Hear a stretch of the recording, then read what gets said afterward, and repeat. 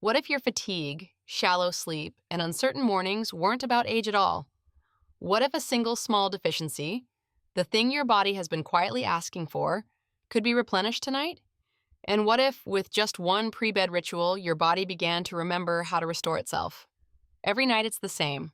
The clock beats a slow rhythm, the glass of water by the bed stays cold, and you roll over once more, hoping sleep will return.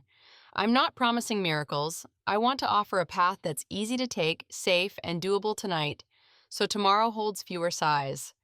We're going to talk about a quiet mineral that holds the key to deep sleep, daytime alertness, and that steady feeling in the morning, something many people think they've lost. If this touches exactly what you need, subscribe to the channel to follow the next part, and tell me where you are on the journey. If the content helps, comment with the number 1. If not yet, comment with 0 and the word stuck so I know what to explain more clearly in the next video. No pressure, no judgment. Just a conversation between you and the body that has accompanied you through so many years. Now, before we talk about the how, let's look inside. What has thinned your nights, made every dose feel heavy? And why, by simply rearranging one small detail before bedtime, you can give your body the chance to recover that it has been quietly waiting for. I'm Dr. Emily Carter, urologist. Tonight we're talking about magnesium, the number 1 mineral 78% of men over 60 lack. Educational only. Consult your doctor before starting supplements. When was the last time you slept straight through and woke feeling your body was on your side? The nights of 60 aren't loud, but they thin out bit by bit. The fridge breathing softly in the kitchen, a hallway light pouring through the door crack, the bladder asking you to leave the bed halfway, and your head holding a spool of thread with no idea where the end is. That isn't necessarily age. It's the night losing the deep trough the body needs to issue repair orders. The brain sends signals, blood vessels breathe wider, the testes receive new commands from the quiet dark.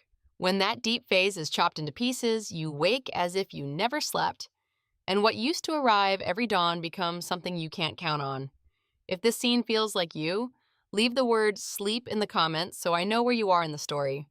We won't blame the body any further. We'll simply shine a light on the spot that needs loosening. He said he'd done everything people recommend: eat clean, walk, cut back on alcohol, cut back on screens. He was still tired, still a shallow sleeper, still felt his morning miss a beat like an old guitar. I looked at his sun-browned hands and thought, it isn't that he lacks willpower. He's missing one small condition for that will to take hold. Age is the easy name to blame. The real cause is usually quieter. Do you see yourself in him? If so, write the word gyeong, so I know I'm speaking to the right person. There are things that don't make noise, but decide the fate of a whole night.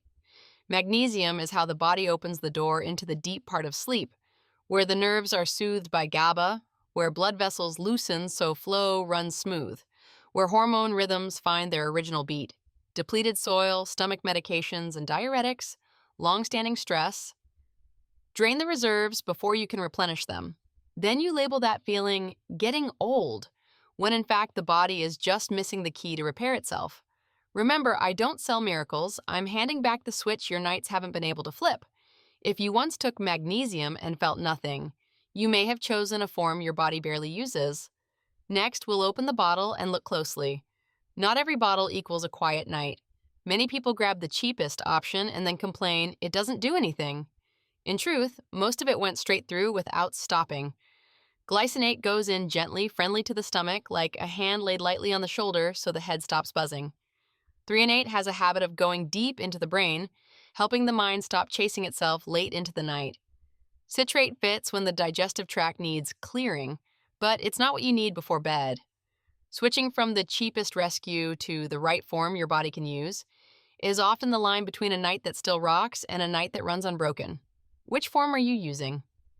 If it's oxide or citrate and your main goal is deep sleep, smooth circulation, and a less hesitant morning, take another look at the label. Right after this comes how to take it so your body receives the invitation at the right time. One small habit, on time, beats any rallying cry. 30 to 60 minutes before lights out, dim the room by 1 notch, put the phone away from the bedside, take 200 mg of magnesium glycinate with a small snack, and tell your body quietly, the rest let the night handle. After a few nights, if your stomach is fine, raise to 400 milliliters. Once your body is used to it, 500 milligrams may be your ideal threshold. Don't take it with milk or high-dose calcium. They compete for the same doorway.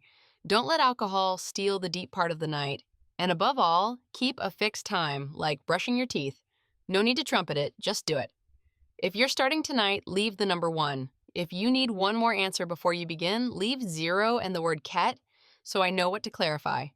Change is usually small, then suddenly obvious. In the first few nights, you lie down and feel your body surrender a little faster, your bladder calls less often, and you stop staring at the clock every 2 hours. By the end of week 1, your head feels lighter when you leave the pillow.